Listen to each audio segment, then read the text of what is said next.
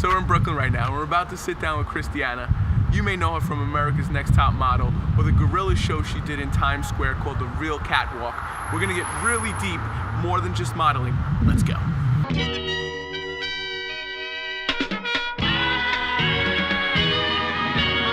going on, guys? It's Mike. We're back with another episode of the Made in New York podcast. We have a special guest, Christiana. You guys may know her from the show America's Next Top Model, or probably more likely from the amazing things she's doing on Instagram. So tell us a little bit about yourself, who you are, what you do, so on and so forth. I hate this question. I never know how to answer it. What you said, exactly that I agree 100%. My signature, I approve this message. Christiana.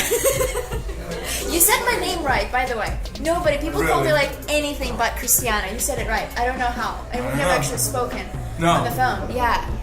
Oh, thumbs up for Mike. Another surprise. Yeah. So how long have you been in New York? About 4 years. So tell me about coming to New York. You're originally from Siberia, correct? Yes, correct. But I moved here from San Francisco. Okay. Yeah. Originally from Siberia, like in the northeast, beyond the wall, the wildlings, my people. Okay. So how long have you been in the States? 12 years. Okay. Yeah. So what did you... You've been here 4 years, right? And were you in San Fran like the whole previous time? No, I've had a journey. San Francisco, and then Hawaii before that. Okay. Yeah, I had to warm up. Siberia was not warm. That makes sense. So tell me a little bit about your journey. Tell me a little bit about, I know some of what I read is you, as a kid, you were like very much into the show, and then there was an age cutoff that you couldn't get on, and then they changed the rules. And yes, no, for sure. When I moved to the United States, I was 20, and that was the show I was watching. It was very exciting because, oh my god, anyone could be a model, you can apply. But at the time, I couldn't apply because I was not a United States citizen. Okay. So I couldn't. And then as soon as I became a United States citizen, I was already past 27 years old, which was too old for America's Next Top Model. So I was like, ugh. But then last year, Tyra dropped age limit. And first thing first, I applied immediately. The moment that happened, yeah. So talk to me about that moment. Talk to me about that like moment where you realized the door opened again, and like what internally was like, yo, fuck it, I'm going for this. Oh yeah, not even think. I don't think I had enough time to say that long word. It was like, it was like, dun, send out. What do you need? Video, self-record, bah. Like everything was just, I had to go for it. Like it was such just a wave of emotion, overwhelming, but I really wanted it, and nothing could stop me. So have you always had this much energy? Like, has this always been like a Christiana thing? Like, I actually no. Wow, nobody ever asked me that. No, I was quiet. I was like a quiet, in the corner kind of person. Nobody would notice and see. So when did that change? Because like I've been watching you on social, and you just have an energy and a power to you. Like, when did you notice there was not the kid in the corner, but more of the kid on the front lines? Oh my god, it's like a therapy session. Good question. Well, slow. I guess still when I was in this. Actually, I lived in Ukraine before. Like, back in the Eastern Bloc, I was still pretty quiet. But then at age 20 or so, like I moved to the United States. I was still quiet. I guess English. When I still speak in my language in Russian, I'm still kind of like. Really? Yeah, it's like more quiet. Wow. Like but learning English and It's been like it took me a while, I think. Actually, New York probably. Moving to New York got me like I was starting to get better energy, or like higher energy, more hyper in San Francisco. But like this is like the craziest I've been, and it's been like the past 4 years living in New York, for sure. Maybe like even the second year of New York. So you notice New York has had an impact on you. Shaped me, yeah. I was like, I say I'm reborn. I was reborn here. There's no doubt about it. What is it about New York? Like you spent time in a lot of places overall. Yeah, like let what me is tell it? you God. Yeah. What is it about New York that's connected with you? Well, it was very spooky in the beginning before I came here. it was just before, like, the idea of New York, oh my god, what is this? Just busy. The idea is like, I know from New York, about New York from TV shows, from, you know, Sex and the City, or the, like, Serendipity, like, all kinds of, that's like the better, but then the other sides of New York, they're crazy and fast, people pushing each other, so you never know, like, you know, just a million people packed into, like, little space. So it was just intimidating, but I never thought I was gonna fall in love with it. When I just came here for school, like acting school, actually. Yeah. And how long did it take you to fall in love with New York? The moment I stepped out of airplane, Really? yeah, I was just like smelling the air, breathing. Smelled the pollution. The and all pollution of a was like, sudden- oh yeah, it's like, it's great. Like, it felt good, the pollution. I had to motivate some to get facials, good for modeling. Yeah. So you've been here 4 years, and you've grown as an individual in that time, and you identify a lot of that as coming from the essence of like kind of what New York is. Well, I think so. Yeah, I think so. Because I was I guess now I'm more open to meeting so many different people, so it affects like people that like. I don't know. We have this saying in Russian. I don't know if you have it in English, but like, tell me who's your friend, and I'll tell you who you are. Something like that. Yeah. So now that I know so many people, I feel like they'll rub it off on me, and it's like they're shaping me. The whole New York. The city shapes me, the attitudes, everything is just so, it's shaping you. So it's hard to say, because like in Siberia, I grew up like with certain kind of people, with certain kind of attitude, with certain kind of manners, you have to behave a certain kind of pattern way. And then here, there's really not that many rules, like, as opposed to how to dress or how to walk. Right. Things like that. Like, even that detail was very important in where I'm from. Like, the way I said, like, this is not okay. A man's spreading, woman's spreading, person's spreading. So, talking about all the different people, I've noticed that you've done a lot and find passion in connecting with the LGBT community. Yeah, for sure. How did you know that that was something that was important to you, coming from an area where those kind of, like those kind of people, unfortunately, are not embraced? 100%, no, not embraced, especially not in Soviet, not in Russia. Well, I think that I've always known, like, from my personal journey, I've always known there's something that didn't click with a typical cisgender, straight girl. It's like, it's always been something I always questioned and thought about myself as different, you know, sexuality and all that kind of stuff. But also, I think the journey kind of expanded more with my best friend. I have a best friend. Her name now, she identifies as a woman, because it's been 3 transitions as of now. So she kind of opened me up to, because both of us did not know anything. We just, my best friend is coming from Indonesia, and it was just both of us exploring the United States with like the eyes of, oh, okay, we can talk about it. Like it's. So we were just talking about it, and I didn't think of going to LGBT community. It was just us, just best friends exploring the topics and what we want, what we like, our like psychology, what we think, what kind of porn we watch, and all that kind of stuff.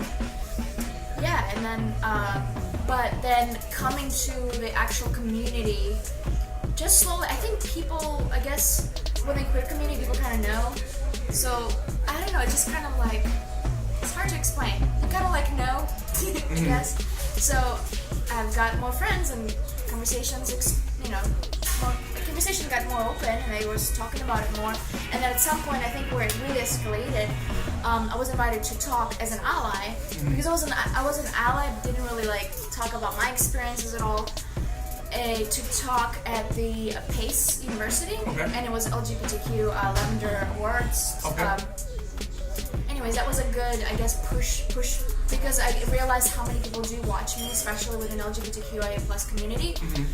And I was like, oh shoot, it's like I have responsibility too. Like I already do, of course, I already do things for LGBT plus community, but I just felt like I didn't know who was. I didn't know my followers so much. Right. I thought my followers were just basically only about a body, like body image appearance. Like I thought that was the only interest people had in me. Like, oh, let's talk about that. Let's talk about the body. Let's talk about confidence. I thought that was, but I didn't know the other eyes. Like I didn't know there were different kind of questions. So you brought it up, the body positive.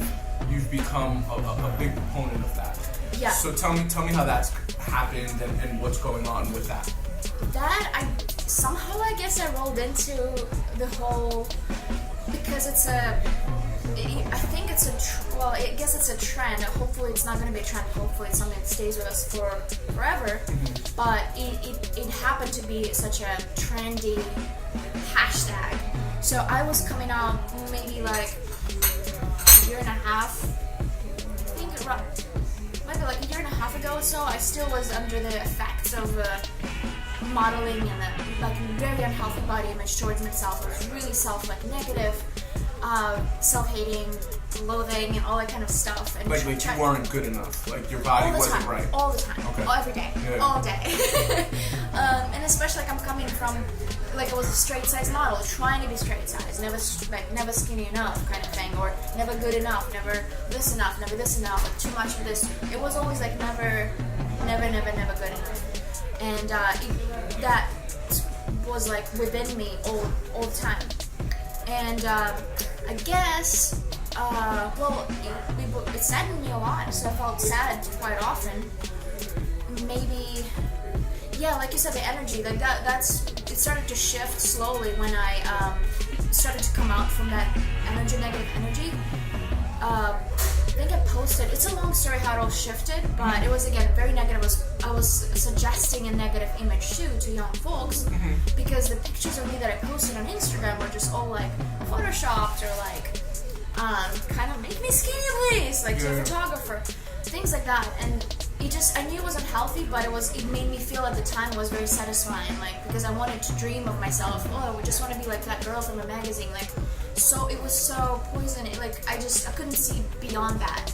And the fact that I was affecting other people with what I was projecting, the images, I didn't know, again, I was like irresponsible. Right. I had a shoot one day with a photographer who kind of, he just didn't want me to pose, didn't want me to make makeup, didn't want me to wear makeup at all, and he doesn't Photoshop.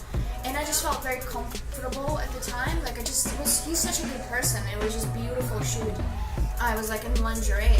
So I posted an image. I was really scared, because it was like really nothing like I posted before. Okay. Because usually it was like very bland, like duck lips and all that stuff. Yeah. You know the spiel, like.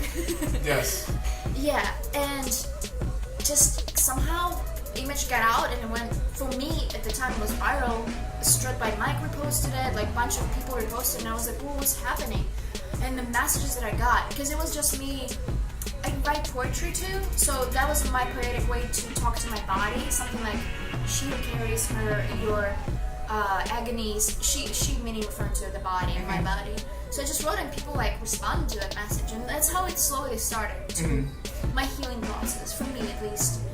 Like, so it wasn't like a snap of a finger. Oh no, I'm done with this. It's still something you deal with every day. Every day, completely. Yeah, of course. No, I snap back into. It's more rare, but I snap back into like, oh, you're terrible. You're unworthy. Like, you shouldn't live. Like, because I have that really baggage where I used to come to the point. I was like, this is it. I don't want to live anymore. Kind of those moments. I used to have them. And I own it, like I understand, and I treat that side of me also as like a with compassion. So for anybody that may be watching that's going through this right now, and I wish I could identify, I can't. Yeah. What would you suggest to them? Oh boy, if they're going through self-hating experience, well. That's difficult, because I can't say don't do this or don't feel that, because your feelings are valid. Like, this feeling is very important. Well, so what is something that's helped you get through like the shitty moments in that regard?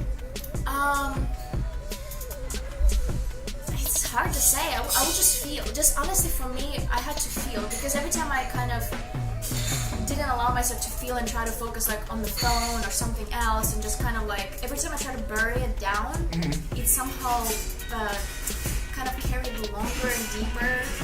But just sit with my own emotions always helped a little bit, like kind of like just sit with myself, because I like to get distracted when I feel like that, and that usually doesn't help in the long term. It feels like it fixes things quick, but it doesn't. So for me, what helped was just sitting with my own emotions, like, This is what I feel, and not really identifying what exactly you feel.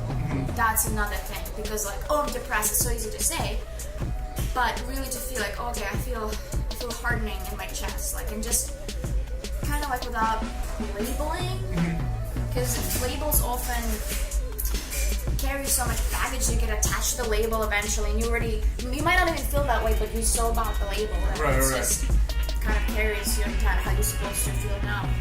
But if you kind of just go to reality, to, oh, this is how I feel, okay, cool, this is how I feel.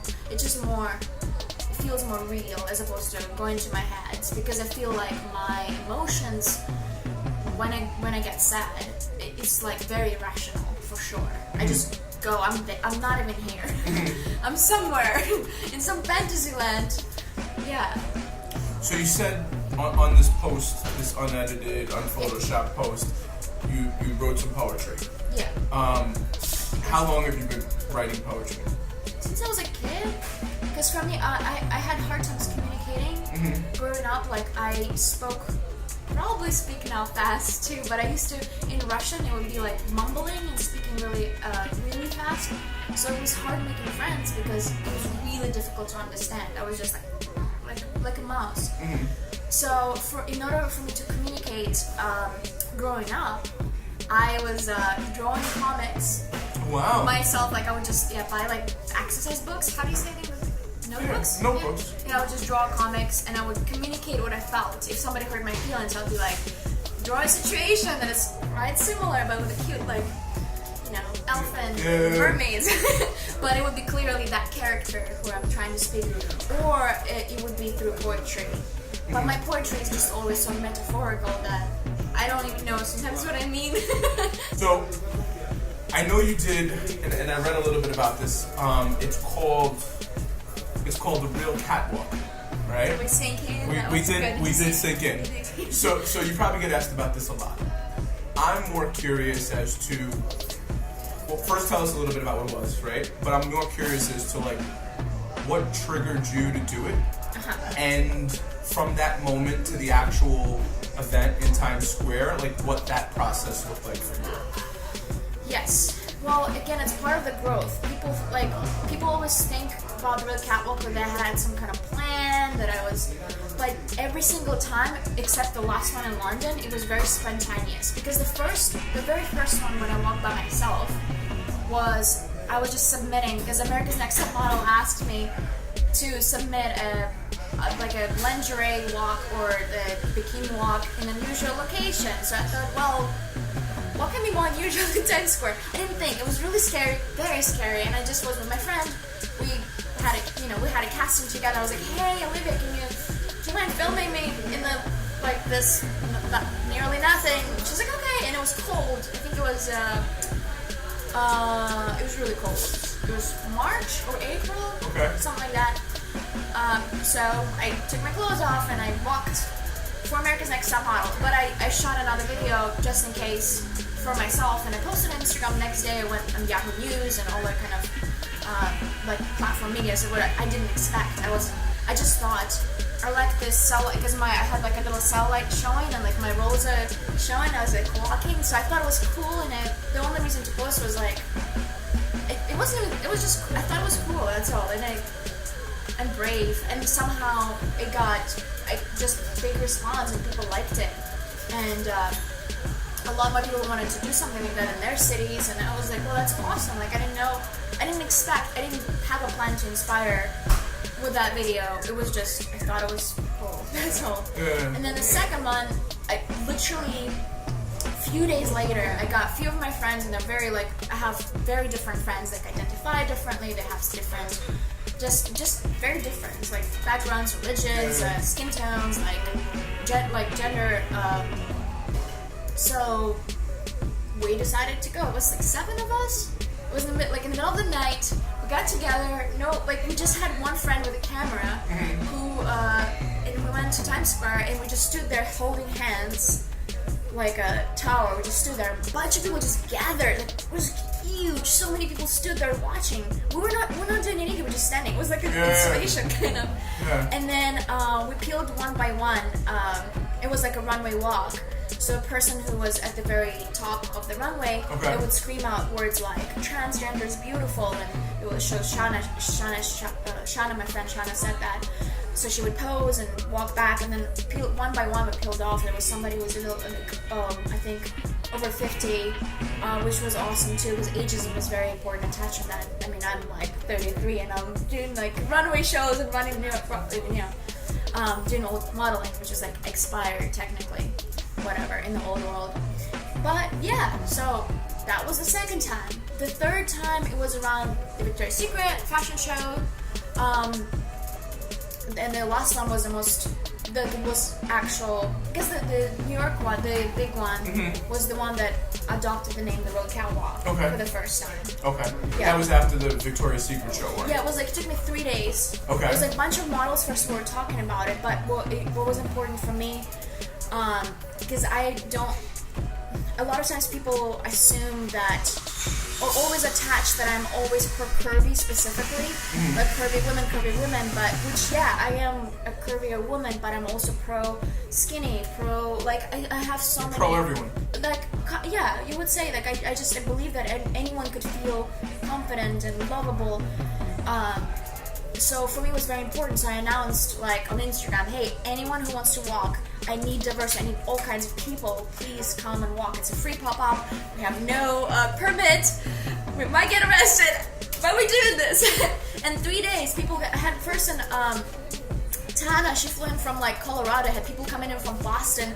Wow. Yeah, and I had about like hundreds and hundreds of responses, but about 50 to 60 people committed to come. They said we're coming. Some people had anxiety last moment. Yeah. So about like 35 I think walked, which is pretty it was a lot of people, and it was so powerful. Yeah. People like it was December 2nd too. It was very cold in the lingerie. Yeah.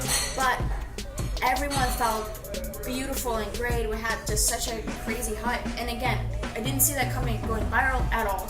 But then, next thing you know, it did.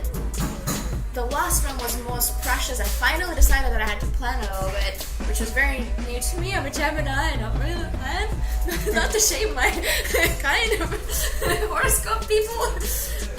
But it took me 2 weeks this time. I had help. So just wonderful people again in London, and the kind of diversity this time that was represented, it was overall with me, with a little dog and a little baby inside. Pretty much it was 115. My friend calculated.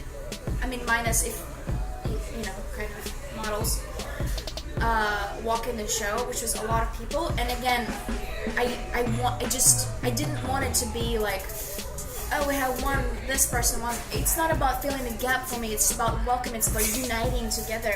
That's what it is about. It's not about just curvy. It's about so many kinds of people and harnessing that and nourishing that, that love for yourself. Is this going to become a brand that you continue to execute upon? I don't know. People ask. I don't have plans. I don't know. It just happens. You're more of like. Yeah, no. People. The way the wind pushes. People do ask. Yeah. Because it's not. The message is out there, and I just say if you want to do it, because there are people on that day actually in London. It happened in London, but on that same day, I think I had Cape Town do it, New York do it. There were a few people. I think somebody in Boston did it and somebody in Dallas did it. It was like smaller scale, few people. New York one had maybe 20 people walk, but it was other cities that did it as well on the same day. So I encourage anyone to just. Craziest thing that's happened as a byproduct of social. Like, what's something that like has gone on in social and you're like, fuck. What do you mean? Like, has somebody reached out to you that's 4 or 5 levels that you admire above you that you admire, and you're like da da da, or has an opportunity come as a byproduct of Instagram that wouldn't have? Yeah, I think so. Well, I reached out to American Eagle directly because I really like the brand, and I love the fact. I mean, I just love because there's size inclusivity, but for me, I'm a tall girl. They had something that usually is not addressed so much, because I talk about a lot in defense of petite models, but there's not much conversation going on about height, like about shapes and sizes, but not a lot about height, except sometimes about petite. So American Eagle, when I looked at their stuff, I was like, you guys do not just tall, but extra tall, which I would wear because my inseam is really long. So I reached out to them. I was like, guys, I just want to like do some influencer work for you for Instagram. They responded, and then as my following grew, they kept working with me, and then I got a campaign with them, 2 campaigns. What did that feel like?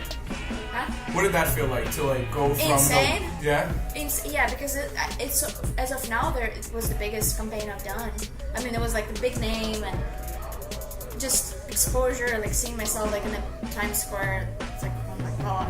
And people send me messages like, God, I saw you on American Eagle from Greece, or it's like worldwide. It's not just. That was it was like a goosebumps thinking. I'm so just grateful. Yeah. That's cool.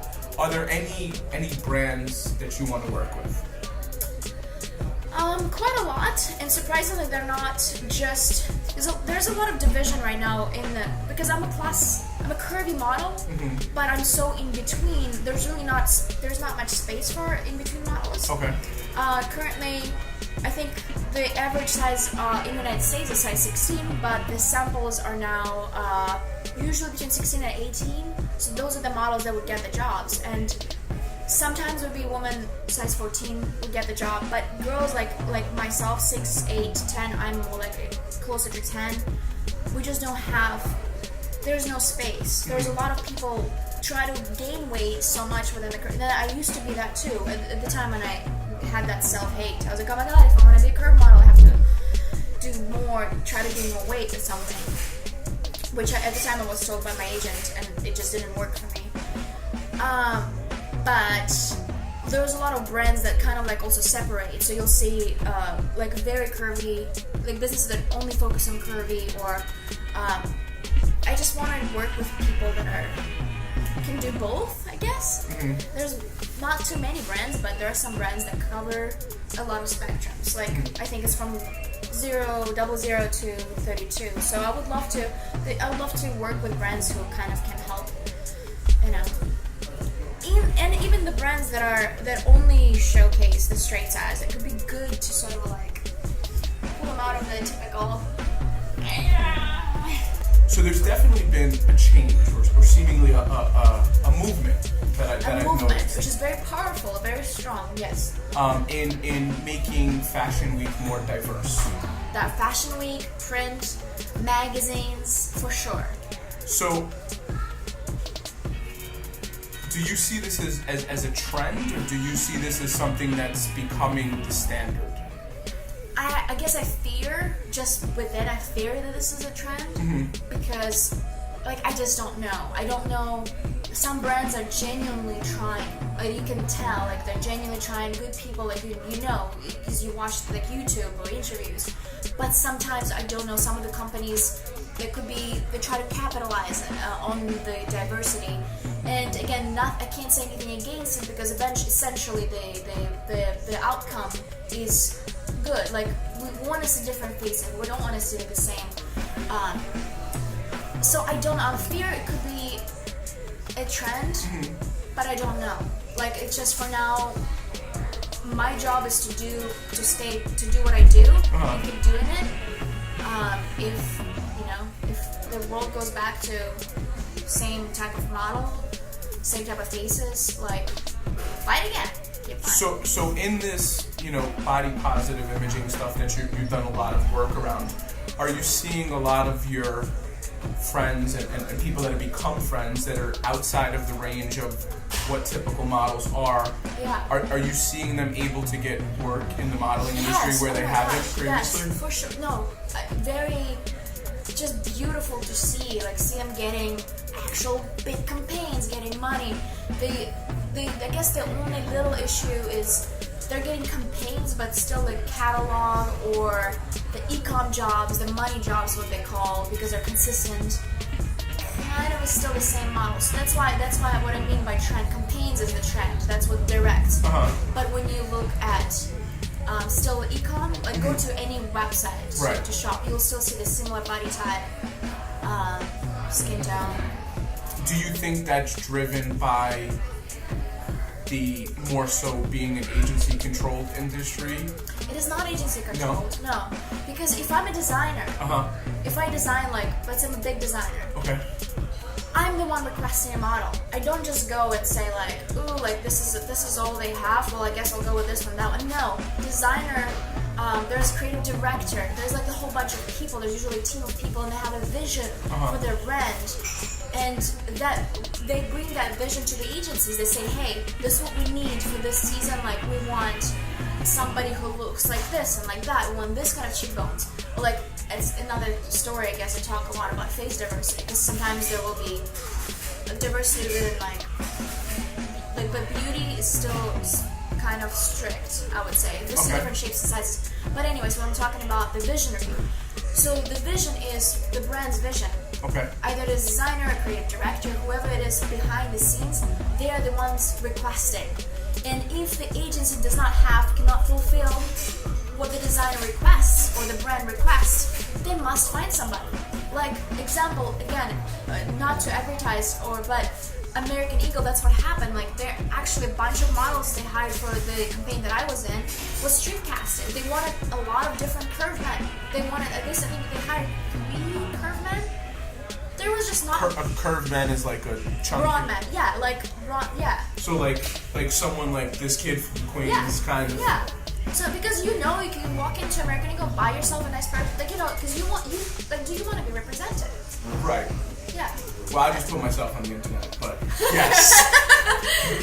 But that's what I mean. Like, because the brands ask, the agencies are forced to get their scouts out and get those models because the brands need it. If we want to see more curved men, brawn men, different sizes. Like I don't know men's sizes so much, but it was like 40. Whatever the sizes are. The agency is forced to go find those models, people, and like So are you seeing in the work that you do, are you seeing more, like as days go on, a more and more diverse group of models in whatever the work it is? I think so. I'm just very cautious. Like I think I'm the last person you want to ask because I'm always very cautious. I'm like, okay, I'm seeing it, but I'm always suspicious, and I'm always like questioning again campaigns. So I'm probably the last person. I kind of see it, but is it just a am I seeing the band-aid or am I seeing the actual healing? Is it correct? That makes perfect sense. Yeah. That's what I'm always, because like you know how the brand. Oh look, we're diverse.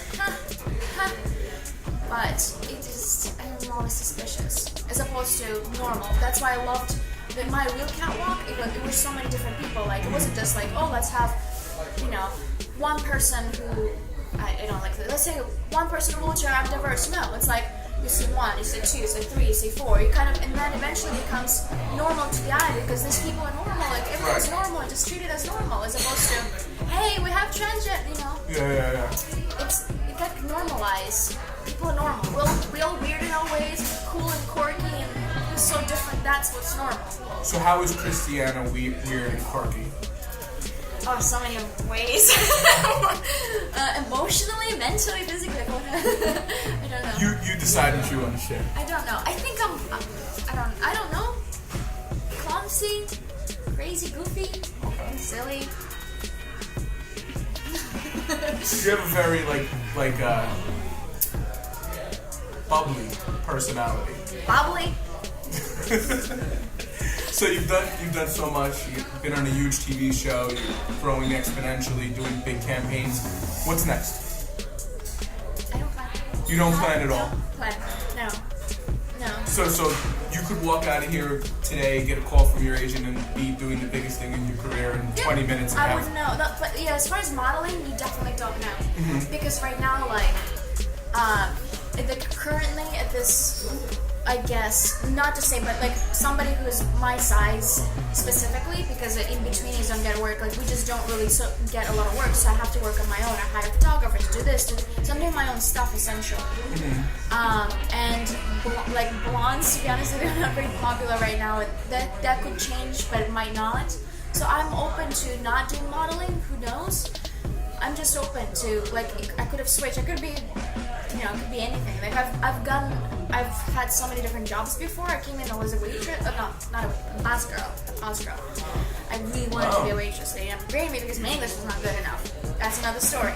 But I've had so many different jobs, like a list, and I could go back to them as easy. This is just I'm passionate about it, and I feel like I just rolled into it somehow.